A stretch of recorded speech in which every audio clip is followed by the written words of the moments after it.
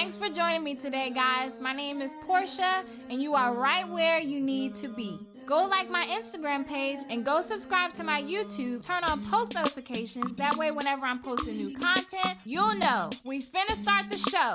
Let's go!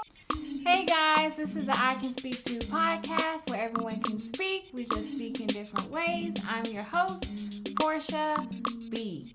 So this is episode 5, and I'm really excited about this one. And I'll tell you what the topic is really soon. But first, I've got some icebreakers. So I want to remind you to follow me on Instagram at ICANSPEAK2 with the numerical 2. And you can subscribe to my YouTube page and hit that notification button so that you get those reminders anytime I post new content or new episodes. And remember that you can listen to the podcast wherever podcasts are available. Or you can follow me, actually not or, because I want you to follow me on both things. But I just started a Bookstagram account. I mentioned it in my last episode, and it's called the Book Ho Club. And I pretty much just do a lot of adult recommendations for books to read, and I'm a Book of the Month member, so I recommend a lot of those as well. So I want you to check those out. So before we begin the episode, like I said, I had some icebreakers, and I wanted to tell you about something that I recently started, which was collecting Funko Pops. And everybody who knows me, and I'm sure you know looking around my room now, that I love anything horror. So I started collecting Funko Pops from different horror films, and I'm hoping that they have some for TV shows and stuff like that. But anyway, I'm going to show you some that I've got so far. So first, this was my first one. I actually got this in Portland at Powell's bookstore. And this is Pinhead from the film Hellraiser. And I actually saw this movie when I was like 10, and I loved it so much. And I know it's like super gory, but you know, it's just pretty cool. It's awesome. And then I got this really recently. I got this one from this local comic book store called Top Dog Comics. And it's obviously Pennywise from the film It. And I love the Pennywise because he looks really scary and spooky. And they had one that had like spider arms. But my boyfriend and his nephew were with me, so they were like, don't get that one. This one looks cooler. So I love my Pennywise. And then I got Norman Bates from the iconic classic film Psycho, which is obviously an Alfred Hitchcock film, and it's really good. And I like this one because Bates is dressed in his mom's wig, and he's got his knife, and he's like, he's coming at you, he's gonna get you. So if you haven't seen Psycho, you should probably watch it because I think it's a really good classic horror film. All right, so you guys know I love books. So before we start the episode, I'm gonna show you some books I recently got in a book haul. And I'm just gonna swivel around here and get them out. I like Second and Charles a lot because they often have a lot of different sales, and they have like this buy 5, get 5 free. But this time I had a book credit, so I bought some. So I got Watching You by Lisa Jewell, and I've actually really started to like Lisa Jewell. I read The Family Upstairs by her, so now I'm really interested in getting anything by her. I'm not really sure what all this is about. I know it's about some neighbors that like spy on each other or something like that. And I think a murder happens. But I'm going to check it out, and I'm going to let you guys know on my Book Ho Club Instagram page how it goes. This is The Last Flight by Julie Clark. And I believe it's about 2 women who basically they decide to switch their lives because they're both unhappy. So they decide to switch identities, and one of them like dies or something. So I think something suspicious or creepy is about to happen with that one. And last is Before She Knew Him. I actually have no idea what this is about. I believe that it was mentioned that a woman, she becomes friends with a neighbor or something, and it's later revealed that she finds like a murder item or something like that in the house, so she starts to suspect him of the murder. So I'm excited about those. And I heard Peter Swanson was a really good author, so check these out when you get a chance, or just wait for my recommendation and my review and see if you like it. So, back to ICANSPEAK2. So, this week we're talking about imagination. So, this episode is called Imaginationstation, and I'm basically going to be diving into some tips and points about how powerful imagination can be in a child's development, how they can learn how to develop more speech this way, more creativity, more social skills, all types of things. So we're going to go ahead and dive into the topic points I have for you today. So first, you might ask, what is imagination? What is imaginative play? So I wrote the action to form fun, new ideas, images, or new concepts that are not tangibly present. So when we think about imagination, or just think back to when you were a kid, most of the times when we had imagination, we had maybe an imaginary friend that we played with. And we've seen it in creepy films where they have a little girl who talks to a guy named Toby. Or things of that nature, or we take things that may not be the same, such as we might take a toilet tissue roll and make it a telescope. That's using your imagination, and that's imaginative play. So that's really what I mean by that. Thinking outside the box, or making something else, making an item something else that it's not meant to be. That's when we use our imagination, and kids do that a lot as they're growing up. So one of the topic points I have to mention is imaginative play lets a child divulge in creativity with no limit. So it's very freeing for them. Think about, when we feel liberated, the things that we feel we can do anything.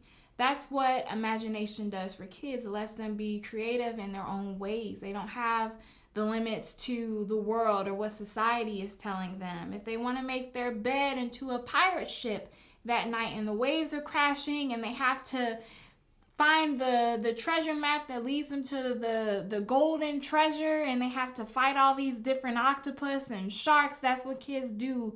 And it's just a bed, but they see it as something completely different. And it might be driven from a previous situation, maybe a book that you read to them, or something they encountered when they were watching on TV, and they want to interact that into their daily lives and make that imaginative play. So it's very freeing for them, and it gives them an opportunity to have no limits. So that means that they get to do a lot of exploration, picturing ideas and images without being trapped to the traditional ideas of the world. And I also want to tell you some things that imagination helps build in kids developmentally wise, because I think a lot of times I've seen parents, when they see their kids doing silly things like that, they're kind of like, that's not real, or, stop playing pretend. I think about right now in the classroom, we have a lot of, we have a dramatic play area, which is like a kitchen area. And they have pretend like plastic foods and stuff. We even have sushi in there. So when they're, making a dinner, I come in and one of the kids will be like, Miss Portia, I'm going to make you breakfast. So they've got their eggs, or they've got chicken and stuff like that. But I always tell them, pretend, don't put it in your mouth because it's not real food. So when we're doing pretend play, it's a really good thing for their development. And it's important that we should encourage that. So imagination helps build those problem-solving skills and new emotional experiences and new ways of seeing and believing things. So what I mean in the way of building problem-solving skills, with your imagination, it can really take you to different places. So I feel like when we have these different experiences, or when kids have these different experiences, they're able to use some of those to solve problems in the real world. And they also have new emotional experiences as well. So they can feel when they're imagining things or having that imaginative play. Maybe they're taking care of a baby doll, and they're caring for it, they're feeding it, they're bathing it. So they're using what they had in the real world experience to translate it to their imaginative play, which is really, really cool. So that's also learning social skills, learning how to take care of something. They're learning how to make sure that things are properly handled in their well-being. So that's really awesome. Secondly, children act out through imaginative play what they're perceived from their own experiences and using varying uses of speech. So a really good example of this was kind of the baby doll, but then also teaching their dolls in school. So if you have kids that go to school and they're lining up their dolls on the floor, and they might be talking to them about, okay class, good morning, this is what we're going to learn today. So they're taking their own experiences and transforming it into their imaginative play, but they're also using different varying ways of speech, because let me tell you how much kids pay attention to everything that we do and what we say. They're like sponges. So that child is taking what she has been taught in school and transferring it to in her imaginative play and using speech with dolls. So in a way, that's also building that language too, because the child is remembering that input of language that she was getting at school, and she's transferring it to her imaginative play, which is really awesome. Next, helping incite imagination requires many basic tools. So like I was saying before, I gave the example of the toilet tissue roll becoming a telescope, or maybe a bed becoming a pirate ship. Those type of things are just showing that a child is taking their imagination and making those basic tools something else. Something that I used to do when I was younger is I used to like to play in mud. And, I encourage sensory play, but I used to get really, really dirty. But I used to like to make cakes, because my mom, she liked to bake a lot when I was younger. She used to make a lot of apple pies. She used to make pumpkin bread. She used to make these things called rainbow cookies, because she's from New York and she missed having them there, so she used to make those. And I wanted to bake like my mom, so I used to go outside and make cakes out of the mud. So I was using my imagination. I was using an object that was not meant for that to create that association. So that's what I really mean by how imagination takes on a lot of learning experiences for children, new emotional experiences. It teaches them how to care for something, like the child taking care of the baby doll. It gives them creativity. We want our children to be very creative in the way that they think, and their imagination allows them to do that. And they did not ask to be creative, which is a little cute to a book I'm going to mention. So I really think that we should encourage that imagination and participate in it. That one-on-one peer interaction is really good for children. They love when their parents are involved in interactions with them and playtime, imaginative play, whatever it may be. If your child has a kitchen at home and they want to cook dinner for you, remind yourself that you should sit down and let them cook that dinner for you, because all they're doing is transferring you and your husband or your uncle, your grandfather, whoever's cooking dinner. They're transferring that to their imaginative play because they see something that someone else is doing, and that's the way that they're learning. They're learning that there's things that we do in life. So I think that's really awesome. So I do have a book recommendation, and it's called I Didn't Ask to Be Creative, and it's by Dontavious Pittman. And I really wanted to recommend this book because I love upcoming Black authors, and I love seeing Black men write children's stories. So this is really cool, and it's about a little boy that basically his mother's always asking him why he has such a big imagination, and I guess he doesn't take things seriously all the time. So he's teaching her, and she's teaching him something too. So I think it's a good story for adults and children alike. So it's a really, really good book, and I plan on purchasing it very soon, and you guys should check it out as well. So last but not least, I do have the quote of the day, which is, "The true sign of intelligence is not knowledge, but imagination." And this quote is by Albert Einstein, and I'll say it one more time.